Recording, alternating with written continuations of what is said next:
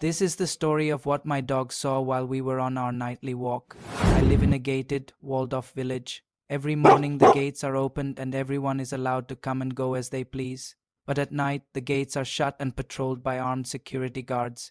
You have to have a key card to enter the gates. Without one, you won't get very far. For the past 2 years, I've lived here alone with my retired canine dog, Ellie. She's a German shepherd who was trained to detect and track drugs. Now she's my emotional support animal who helps me cope with my anxiety and PTSD. Because of her anxiety, we don't go outside during the day when people are out and about. We go on walks late at night, usually between 10 and p.m. when it's just us and the night shift guards. One night we were on our way back home from one of these walks. It was close to midnight. Ellie's tail was tucked between her legs and she was walking close to me, which is unusual because she likes to sniff around a lot. Suddenly, she froze and wouldn't move forward. I tried coaxing her to keep moving, but she just kept staying still and whining. Even though I couldn't see what she was looking at, I could feel my own anxiety rising. Then it hit me like a ton of bricks. The hair on my arms stood up and goosebumps covered my skin.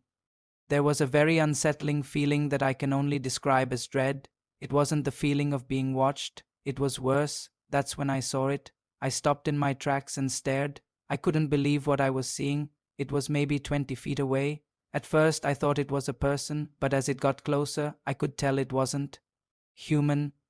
It had an extremely large head and what looked like abnormally long arms. It was walking towards us. I don't know how to describe what it was. It wasn't animal or human. It was big, like 7 feet tall, with skin like a corpse. I wanted to scream, but I couldn't. I was completely frozen in place. Fear paralyzed me. Then Ellie yanked on the leash, pulling me out of my paralysis. She was whimpering, barking, and trying to get away from whatever it was that she was seeing.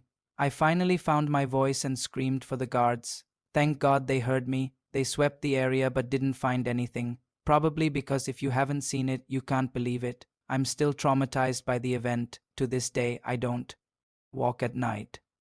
I only go out during the day, and every night I have nightmares about the thing with the long arms and the big head. This is the scariest thing I've ever experienced, and I'm glad I had Ellie with me that night. If it weren't for her, I don't know what would have happened.